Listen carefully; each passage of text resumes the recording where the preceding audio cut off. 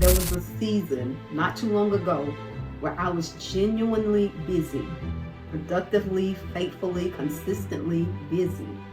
Prayer, study, creating, showing up for people, pursuing the vision, checking things off the list, and I still felt like I was running in place. And I remember sitting with God in that frustration and essentially asking, what is wrong? I'm doing everything. Why does it feel like nothing is connecting? Are you doing the right things? Or are you doing things in the right order? That question cracked me open. Productivity says, look at everything I did. Stewardship says, did I do what was actually mine to do? In the order it was meant to be done. That distinction changed everything for me. What if you think you've been waiting on God, but actually He's been waiting on you? That revelation changed everything for me.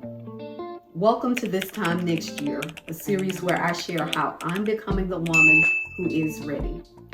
Along the way, I realized that most of the time we think we're waiting on God, but often He's waiting on us. God showed me a vision that I'm not ready for yet, and I finally stopped pretending I was. This year, I'm intentionally doing things I've never done before so I can become the person I've never been, preparing myself to steward what I've never had. If you've been with me since episode 1, I just want to say thank you. Thank you for staying on this journey, because what we've been building together is not just content, it's the foundation. And foundations take time. They're not glamorous. You don't post a foundation on Instagram, but everything that gets built on top of it depends on how solid it is. So let's take a moment to remember where we've been. Episode 1 humbled us. We talked about the long way, how sometimes the path that looks like a detour is actually the development, that the delay is not punishment, it's preparation. Episode 2 shifted our identity because you cannot build toward a future you don't believe you belong in. We had to start seeing ourselves as capable, ready, and aligned with what God has already spoken over our lives. Episode 3, and this one is still working on me. We talked about discipline, not as shame, not as a checklist, but as training. The repetitive, intentional, sometimes uncomfortable process of building the internal capacity to carry what's coming. And now we're here, episode 4. And I want to tell you, this one is the piece that pulled everything else together for me. Because I could have identity, I could have discipline, I could be showing up doing the work, training hard, and still be spinning in circles if my sequence is off. That's what this episode is about, order. Can I be honest with you? There was a season not too long ago where I was genuinely busy, productively, faithfully, consistently busy. Prayer, study, creating, showing up for people, pursuing the vision, checking things off the list, and I still felt like I was running in place, like there was friction I couldn't explain. I was expending energy but not gaining ground. I kept building and building, but it didn't quite come together. And I remember sitting with God in that frustration and essentially asking, what is wrong? I'm doing everything. Why does it feel like nothing is connecting? And what I felt in that moment was not rebuke. It wasn't condemnation. It was something quieter and more convicting than either of those. It was a question. Are you doing the right things? Or are you doing things in the right order? That question cracked me open because I realized I had been so focused on the what that I had completely neglected the when and the sequence. I was tackling urgent things before important things. I was making moves before seeking alignment. I was being productive, but not necessarily being a good steward. And those are not the same thing. Productivity says, look at everything I did. Stewardship says, did I do what was actually mine to do? In the order it was meant to be done. That distinction changed everything for me. Matthew 6:33 says, but seek first the kingdom of God and his righteousness, and all these things shall be added unto you. Now, most of us have heard this verse so many times that we stop really hearing it. So I want to slow down and stay here for a minute. Seek first, not second, not eventually, not after you've tried everything else and run out of your own ideas, not when it's convenient or when you finally get desperate enough to bring God in. First. And the word seek here isn't passive. In the Greek, it's zideo. It means to seek in order to find, to search, to pursue with purpose and intensity. This isn't a casual glance toward God before you go about your day. This is making him the starting point of everything. The first consultation, the first priority, the first reference point before any decision gets made. And the promise attached to this is almost overwhelming when you really let it settle. All these things shall be added. The vision, the provision, the resources, the right relationships, the doors, the opportunities, all of it added, not chased, not hustled for, not forced, added, as a natural result of the right order. God isn't withholding all these things. He's waiting for us to get the sequence right so he can release them into hands that are properly positioned to receive them. That is not a small thing. That is a blueprint. Then Proverbs 4:7 says, this one deepened it for me. Wisdom is the principal thing. Therefore get wisdom, and with all thy getting, get understanding.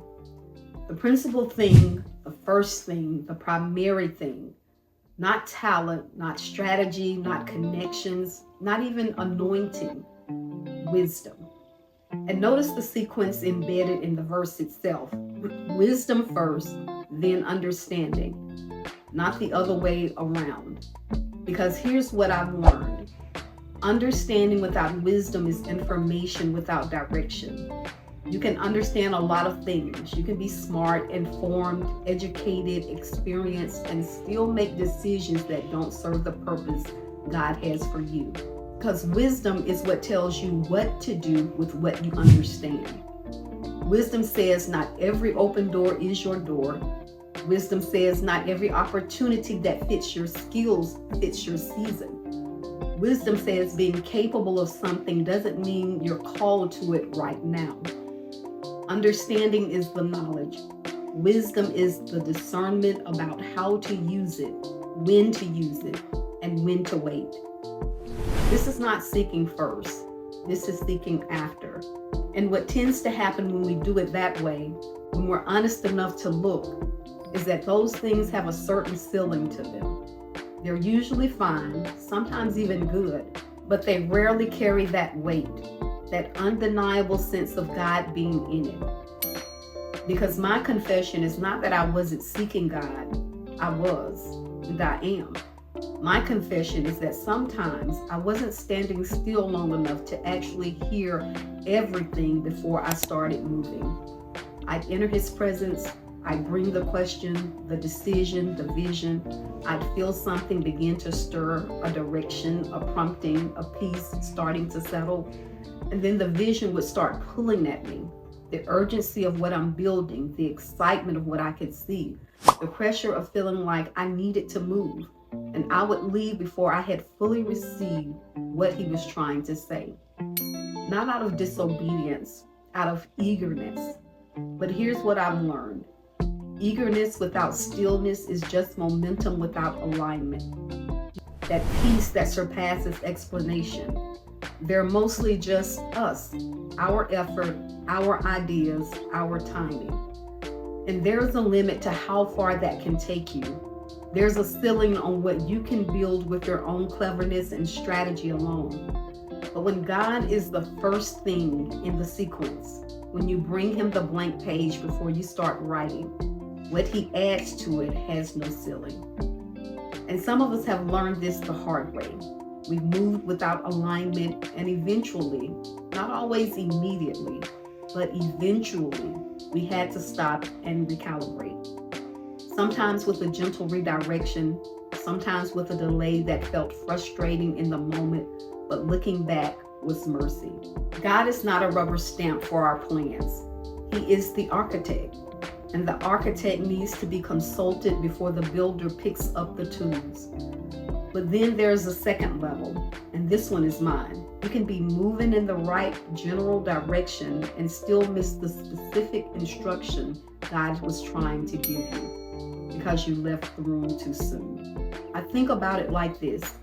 Imagine someone giving you directions to a destination, and they're saying, okay, take this road, then turn left at the light, then there's something important you need to know before you get there.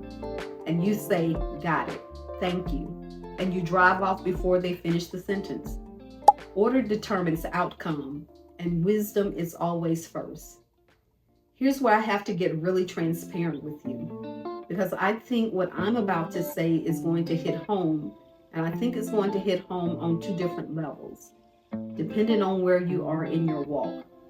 The first level, some of us, and there is no judgment here, because this was a season for many of us, have had a habit of making moves and then asking God to bless them. Not even consciously, not with bad intentions, but the pattern was see an opportunity, assess it in your own understanding, decide if it looked good, start moving, and somewhere in the middle pray something like, Lord, I feel like this is right, please confirm it and bless it. Not lost, you're headed somewhere real, but you missed something important.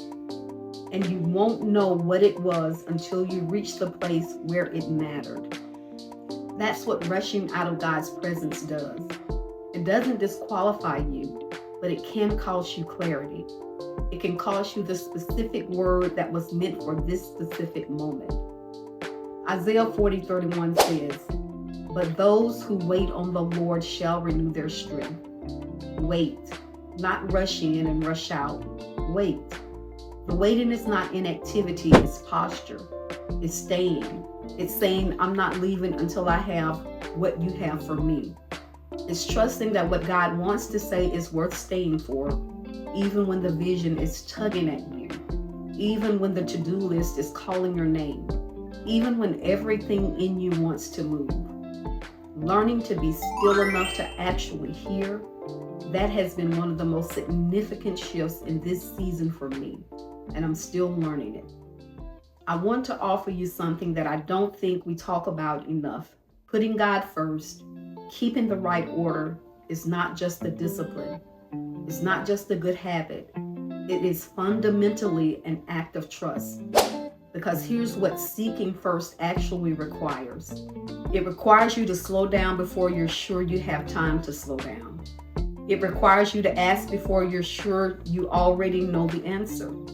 It requires you to wait for alignment, even when the opportunity in front of you looks good and feels urgent. And our flesh does not like any of that. Our flesh wants to move. Our anxiety wants to control. Our ambition wants to act. The pressure of the vision we're carrying can make waiting feel like losing. But Proverbs 3:5-6 says, trust in the Lord with all your heart and lean not on your own understanding. In all your ways, acknowledge him, and he will make your path straight. In all your ways, not some, not just the big decisions, all. Acknowledge him first, and then, not maybe, not hopefully, he will make your path straight. That is a promise. Putting God first isn't slowing yourself down. It is actually the fastest way to get where you're supposed to be. Because a straight path, even a slower feeling one, is faster than a winding one you keep having to backtrack from. And this isn't just a New Testament idea. Order is a theme woven through the entire Bible. Ecclesiastes 3:1 says, to everything there is a season and a time to every purpose under the heaven. A season, a time, a purpose. There is a divine sequence built into creation itself. And when we honor that sequence, when we move in our time and not just in our eagerness, we work with God instead of around him. Doing the right thing at the wrong time is still wasted effort. Think about how many times you've done something good, something right, something faithful, but the timing was off and it didn't land the way it should have. The relationship didn't work. The project didn't gain traction. The door opened, but nothing was behind it. Timing is part of order. Luke 14:28, where Jesus himself says, "For which of you, intending to build a tower, sits not down first and counts the cost, whether he has sufficient to finish it?" Sits down first, counts the cost before building. Even Jesus in his own teaching affirmed the pattern: preparation before execution, alignment before action. Count the cost before you commit to the build. This is not hesitation, this is wisdom. And there is a profound difference between waiting because you're afraid and pausing because you're being intentional. One is fear, the other is order.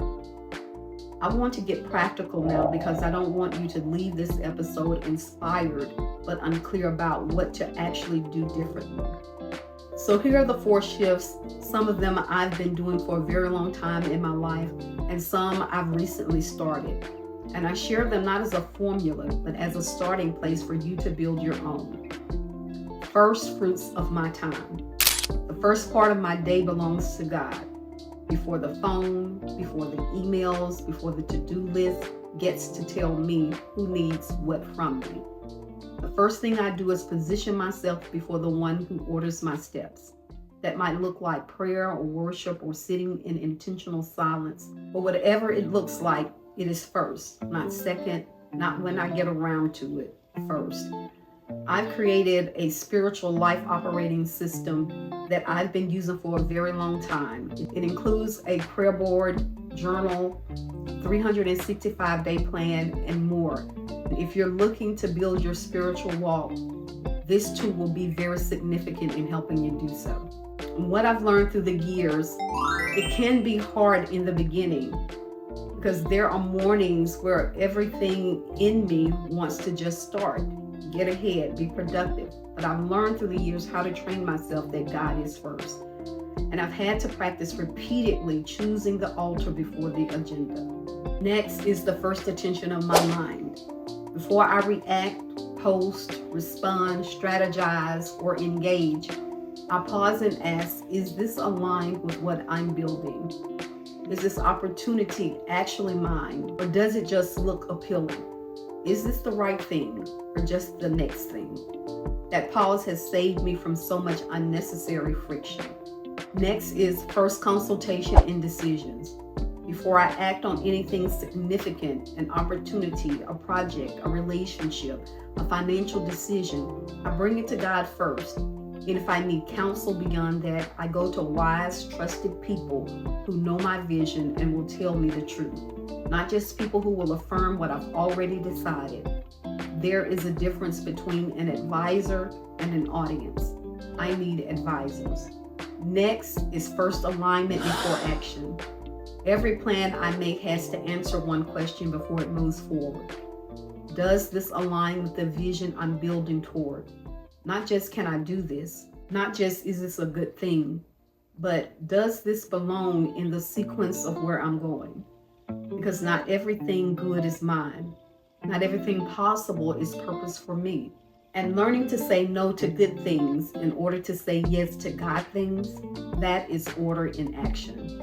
Decisions feel cleaner, time feels more generous, the work feels more purposeful. And I think that's what Matthew 6:33 is really pointing toward. It's not just a formula, seek first and get stuff. It's a promise about the quality of the life you live when God is genuinely first. When your sequence reflects your actual trust in Him, there's a peace available to you when you're ordered, a settledness, a confidence that doesn't come from knowing exactly what's going to happen, but from knowing that you are aligned with the one who does. Here's what I want you to know, and I say this as someone who is living it right now, imperfectly in real time. When the order is right, everything else gets easier. Not perfect, not without challenge, but easier in the way that matters. It flows. There's a sense of alignment, like you are moving with something instead of against it. That is not something you can manufacture. That is the fruit of order. So here's where I want to leave you today. We've been building 4 episodes now, layer by layer. The long way is development. Identity shapes who you are. Discipline shapes how you act. And order, putting first things first, shapes how effectively you steward everything you've been building. These 4 things together are not just a series. They're a framework for becoming the woman who is actually ready. Not just ready in theory, not just hopeful, but structurally, internally, spiritually prepared to carry the weight of what God has promised. And I want to ask you honestly, what is out of order in your life right now? Not to shame you, not to overwhelm you, but because the most loving thing I can do is invite you to look. What is getting your first fruits of time that shouldn't be? What decision have you already started moving on without seeking alignment first? What area of your life has you choosing urgency over importance every single day? You don't have to fix it all today. You just have to start. One sequence adjustment, one intentional pause before the next move, one morning where God gets first instead of what usually gets first. That's how order is built. The same way everything else we've talked about is built. One intentional choice at a time. I've created a space with the tools and resources I'm personally using on this journey. If you're serious about putting first things first, about building identity, discipline, and order in a way that actually holds, I think what's in that space will help you. The link is in the description. Let's do this together, because this time next year, we won't just be prepared, we'll be aligned, we'll be ready, and we'll be able to steward everything God has promised, fully, faithfully, and without dropping it. Before you go, I want to make sure you know where to take this. If this episode resonated, if you felt something shift around identity, discipline, or order, that's not an accident. That's you recognizing that you're ready to do the actual work of becoming. Queendom's Learning Lounge is where that work happens. It's a free space, and it's built for the woman who is serious about becoming who she's been called to be. Not someday, but this year. In the Learning Lounge, you'll find daily lessons, structure, community, tools, everything you need to stop circling and start building. The link is in the description. And if you're not just ready to start, if you're ready to commit to the full journey, this time next year series has a home too. A place for women who are intentional about doing this year differently. That link is in the description as well. We're building something real here, and I would love for you to be inside it. I'll see you in the next episode. Have a great day.